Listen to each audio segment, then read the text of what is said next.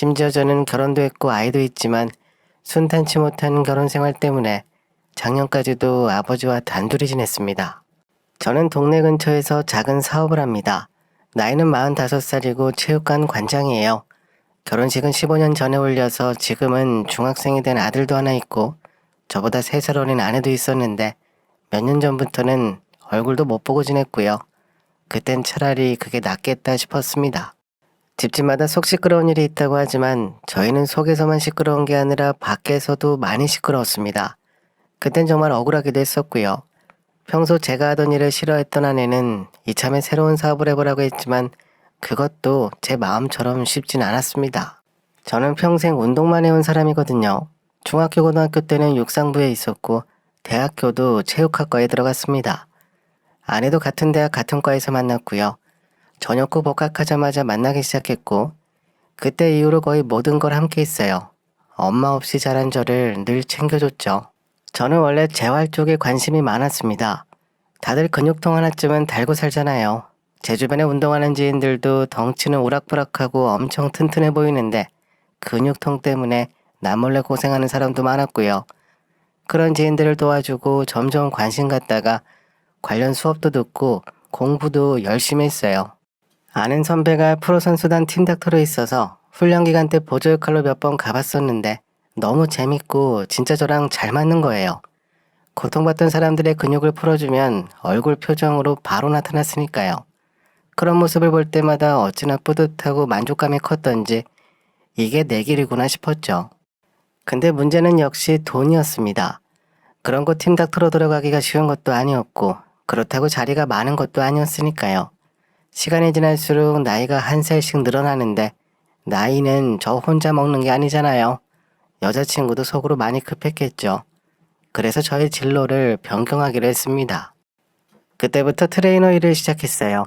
요즘이야 개인 트레이너들이 많기도 하고 인식도 많이 바뀌어서 자기 건강을 위해 기꺼이 트레이너 비용을 지불하는데 제가 했을 때만 해도 사람들의 인식 속에는 너무 비싸다, 낭비라는 생각이 많았거든요.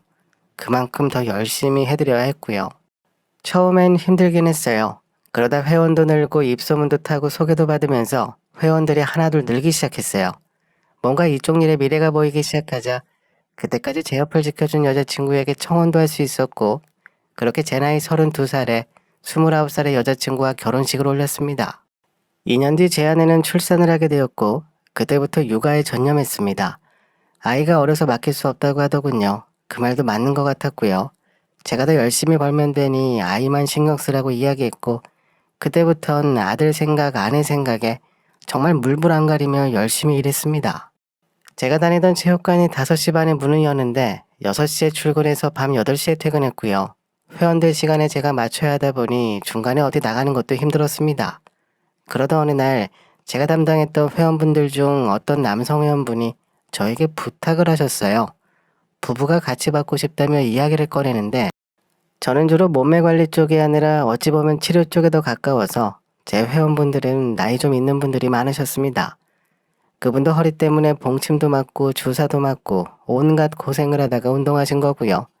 그때 그 회원분 운동 받으리면서 저도 관련 책 찾아서 공부도 하고 그랬거든요. 근데 그 회원분의 사모님도 허리가 아파서 고생을 많이 한다고 같이 헬스장에 와서 받고 싶은데 사람 많은 곳에 가기 싫다면 못 온다고 하시길래 이른 새벽이나 밤늦게 오시면 사람들 없으니 어떠시겠냐고 했죠. 근데 제가 생각하지도 못한 이야기를 하는 겁니다. 직접 와서 가르쳐달라고 했어요. 요즘 말하는 홈트레이닝 같은 거죠. 사실 그 회원분도 무거운 운동기구보단 헬스장 중앙에 있는 마룻바닥에서 하는 운동이 많았기에 아마 그렇게 생각하신 것 같았어요. 저보고 일주일에 3번 정도 집에 와서 알려주면 안 되겠냐고 돈도 더 주겠다고 하시는데 일단 생각해보겠다고 했습니다. 저 혼자 결정할 수 있는 문제가 아니었거든요.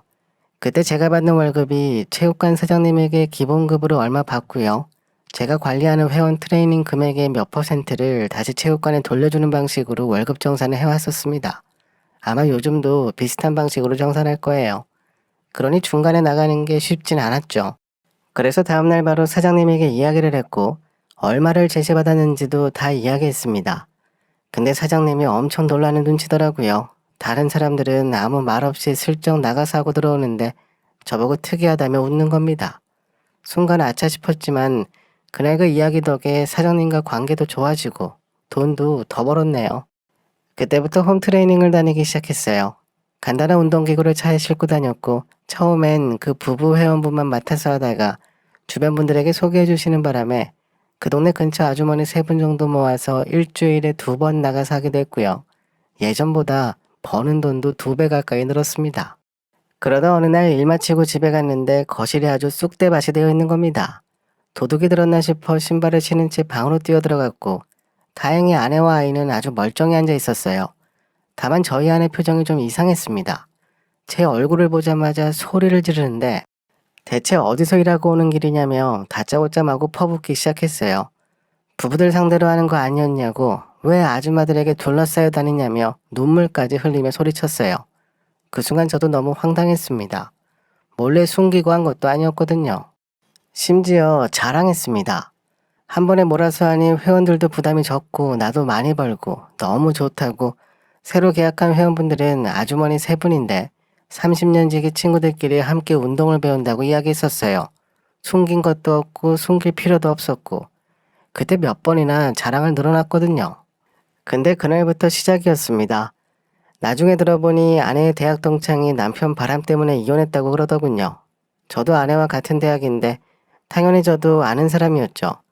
저희 동기들이 졸업 후 다니는 직장이 얼추 다 비슷했기 때문에 듣는 소식도 비슷했습니다. 하필 그 남편이라는 사람도 저와 직업이 똑같았고 그 소리를 듣자마자 저희 아내도 불안해지기 시작했던 거였고요. 그런 불안한 소식을 들을 때마다 애꿎은 저만 계속 시달려야 했습니다. 근데 그때는 예전과는 너무 달라 보였어요. 눈빛부터 완전 다른 사람 같았습니다. 직업을 바꿔라 다른 일을 찾아보라고 하는데 처음엔 저도 웃어넘기며 나중에 시간이 지나면 알아주겠지 하고 버텼습니다. 근데 정말 당해보지 않은 사람은 모릅니다. 의심이 의심을 만들어요. 그래서 끝이 없고요. 당연히 저도 화가 나고 지치고 집에 들어가기 싫을 정도로 힘들었네요.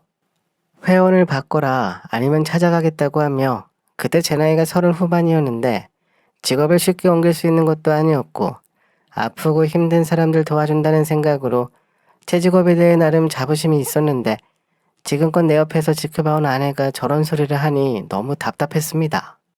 그러다 하루는 제가 운동복이랑 운동화를 넣는 가방이 하나 있는데 그게 구멍이 났더라고요. 자세히 보니 가방 바닥이 낡을 대로 낡아서 정말 간신히 버티고 있더군요. 근데 갑자기 눈물이 났습니다. 그 가방을 보는데 마치 저를 보는 것 같았어요. 그렇게 그날 제 가슴에도 구멍이 생겼습니다. 그때부터 퇴근길에 아버지를 찾아갔습니다. 제가 중학교 때부터 아버지와 둘이 살았거든요. 엄마는 아주 예전에 제가 어렸을 때 집을 나가버리셨고 나중에 대학교 다닐 때쯤 돌아가셨다는 소식을 들었어요. 그 전까진 어머니에 대해 궁금하지도 않았었는데 그때 한번 장례식장에 가서 사진으로 봤습니다. 그래서 아버지께 조언을 듣고 싶었어요. 제 가슴에 난 구멍이 점점 커지기 전에 아버지께 막아달라고 고쳐달라고 하고 싶었어요. 그만큼 결혼 생활이 위기였습니다. 아버지에게 상황 설명을 다 해드렸고 아내가 어떤 생각을 하고 있는지 나는 어찌 지내고 있는지 정말 솔직하게 다 말씀드렸습니다. 처음엔 묵묵히 제 이야기만 들어주시길래 너무 표정 변화가 없으셔서 제가 슬쩍 아내와 같이 살기 힘들다고 이야기했어요. 그러자 갑자기 불같이 화를 내셨습니다. 며느리가 아이 낳고 육아에 지치다 보면 작은 일도 크게 생각하고 그런 거지. 그런 각오도 없이 결혼했냐고 나무라셨어요. 솔직히 서운했습니다. 아내 입장에서만 이야기하셨으니까요.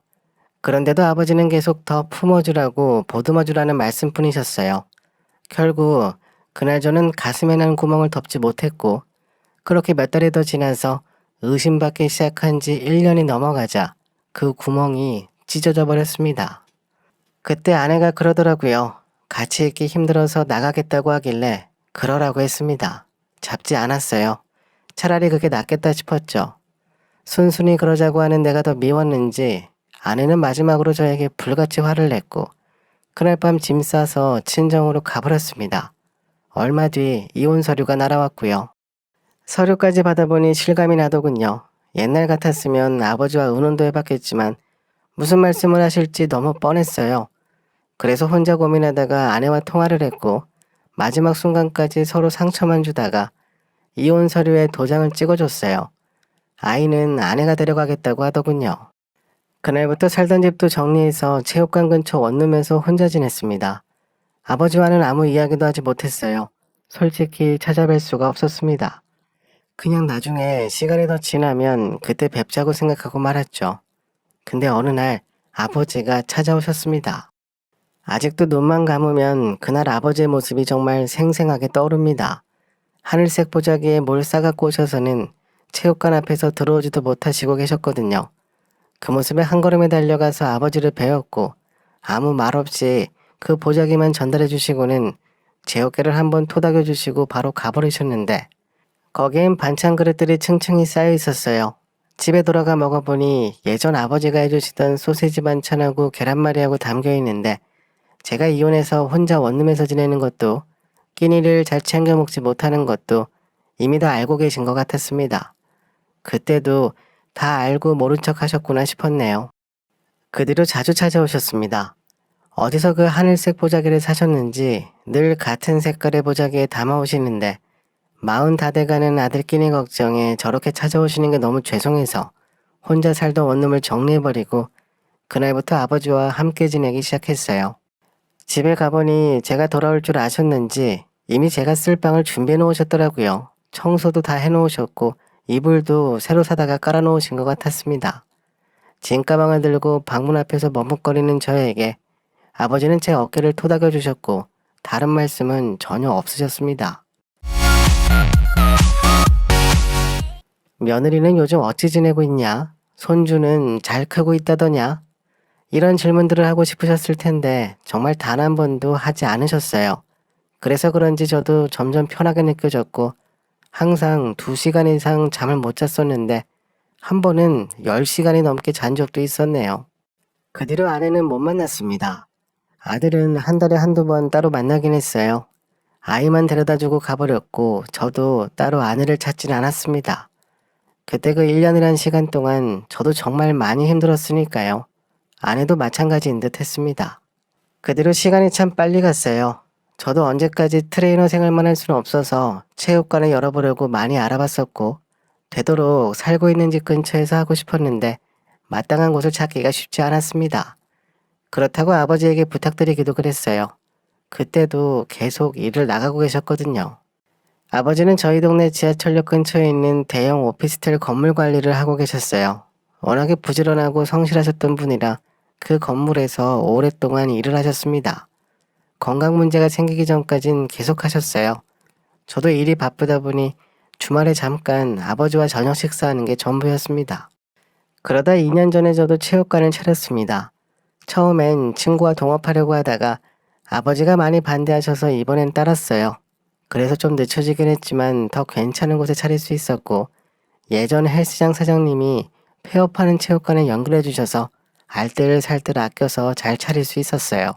관장님 소리를 듣게 되니 예전 동료들에게도 연락도 자주 오고 제가 혼자 지낸다는 걸 아는 지인들은 여자도 소개해주고 그랬어요. 언제까지 혼자 지낼 수 있냐며 이제 어느 정도 갖췄으니 인연을 찾아보라고 했습니다. 처음엔 그런 소리도 한 귀로 듣고 흘렸지만 그때도 혼자 외롭긴 했었습니다. 그래서 주말에 아버지와 식사를 하면서 제가 슬쩍 여자 이야기를 꺼내봤어요. 평생 혼자 지낼 수도 없는 노릇이고 이제 좀 마음을 열고 찾아보고 싶다고 했는데 아버지가 엄청 화를 내시는 겁니다. 저번에 이혼한다고 했을 때처럼 이해가 안 될 정도로 심하게 말씀하셨어요. 너무 황당했죠. 제가 무슨 바람을 피우겠다고 하는 것도 아니었으니까요. 아버지는 자꾸 손주 이야기를 하시면서 아직 때가 아니라고 하시다가 뜬금없이 전처 이야기를 꺼내시는 겁니다. 전처도 아직 혼자인 것 같다고 말씀하시는데 그때 너무 화가 났습니다. 전처 이야기는 왜 꺼내시냐고 했어요. 그러다 제가 말실수를 했습니다. 그게 아직까지 너무 후회스럽네요. 제가 그랬거든요. 아버지도 도망간 엄마 기다리며 지내셨던 거냐고. 근데 어찌 되었냐고. 결국 돌아오지 않으신 거 아니냐고 했죠. 나는 절대 그렇게는 못한다고 아버지처럼 못 산다고 했습니다. 그리고는 그냥 밖으로 나가버렸습니다. 저번에 한번 아들 만나러 갔을 때 전처 뒷모습을 봤거든요. 그날 분명 제 얼굴을 봤을 텐데 뭐가 그리 쌓인 게 많은지 이번에도 그렇게 냉정하게 돌아서는 모습을 보고는 남아있던 미련까지 다 비운 상황이었어요. 그렇게 한동안 아버지와 대화가 없었습니다. 저도 여자 생각을 접어버렸고요. 아들 생각하니 아버지가 맞는 것 같아서 사업에만 집중하자고 생각했죠. 어차피 아버지 말씀대로 할 텐데 왜 그땐 그렇게 모질게 이야기했는지 후회스러웠습니다. 그 후회가 아직도 계속 남아있네요. 재작년 겨울 아버지가 쓰러지셨습니다. 저도 그날 서둘러 병원으로 달려갔는데 폐암이라는 이야기를 들었어요. 암 중에서도 까다로운 암이라고 들었는데 그게 저희 아버지에게 생길 줄은 몰랐습니다. 나이가 70이 넘으셨는데도 전이 속도가 빨라서 아들 노릇 한번 해보지도 못하고 가버리셨습니다. 병원에서 전처 얼굴은 못 봤습니다. 아들만 몇 번 데려다가 병문안 시켰었고요. 근데 장례식 마지막 날 찾아왔더라고요. 입구에 아주 익숙한 얼굴을 볼 수 있었고 다름 아닌 전처였습니다. 얼굴이 하얗게 질려서는 들어오지도 못하고 밖에서 덜덜 떨며 서 있더군요. 아들은 첫날부터 와서 저랑 같이 있었고 옆에 대기실방에서 자고 있던 상황이라 전처에게 다가가 들어오라고 했습니다. 그러자 저를 한번 힐끔 쳐다보더니 아무 말 없이 들어왔고요. 아버지 사진 앞에서 마지막 인사드리고 돌아가려나 싶었는데 구석에 앉더군요. 전처는 끝까지 남아 있었습니다. 근데 워낙 오랜만에 봐서 그런지 저도 딱히 할 말이 없었는데 장례식이 끝나고 얼마 뒤 주말 아침에 갑자기 전처가 저를 찾아왔습니다. 근데 엄청 익숙한 보자기를 들고 있었어요. 예전 아버지가 쓰셨던 하늘색 보자기였어요. 이게 대체 뭐냐고 물어보자 전처는 보자기를 풀러서 보여주는데 거기엔 웬 상자가 하나 들어있었어요. 그리고 그 상자에는 사진이 잔뜩 있었는데 다른 사람도 아니고 전부 제 사진이었습니다. 예전 모습부터 최근 모습까지 있었어요. 대체 이걸 언제 찍었나 싶었습니다. 그래서 이게 다 뭐냐고 물어봤죠.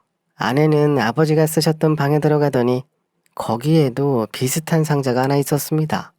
역시나 그 상자에도 사진이 있었고요. 근데 이번엔 제 사진이 아니라 저희 아들 사진이 잔뜩 들어있었어요. 얼마나 자주 보셨는지 너덜너덜했고요. 그때 전처가 그러더라고요. 이혼하고 나서 친정집에서 따로 나와 아이와 함께 원룸에서 지냈었는데 얼마 뒤 아버님이 불쑥 찾아오셨답니다. 주소를 어찌 알고 오셨는지 엄청 놀랐는데 그때 그 하늘색 보자기를 들고 계셨고 거기엔 반찬통이 가득 들어 있었다네요. 딱 봐도 아버님이 만드신 반찬 같아서 단칼에 거절하기도 힘들어 받았는데 그때부터 자주 찾아오셨다고 합니다. 반복되다 보니 죄송하기도 하고 부담스러워서 그만하시라고 여러 번 이야기했었는데 저희 아버지는 아무 말씀도 없이 어떨 때는 문 앞에 놓고 가시기도 했다더군요. 그렇게 몇 년을 지냈다고 합니다. 손주 사진을 달라고 하셔서 드리기 시작했고 그때부터 반찬통에 제 사진을 넣어 보내셨고요. 근데 제 사진들이 참 신기했어요. 하나같이 다 자는 모습만 찍혀 있었습니다. 일 마치고 오면 세상 모르고 골아떨어졌거든요. 아마 그때마다 찍어 놓으신 것 같았어요. 마지막으로 찍은 제 사진이 있었는데 병실에 계셨을 때라 그건 인화를 못하시고 휴대폰으로 보내놓으셨더군요. 전처의 전화기를 받아 사진을 봤는데 그것도 제가 자는 모습이었어요. 병실 의자에 앉아 졸고 있을 때 찍으셨더군요.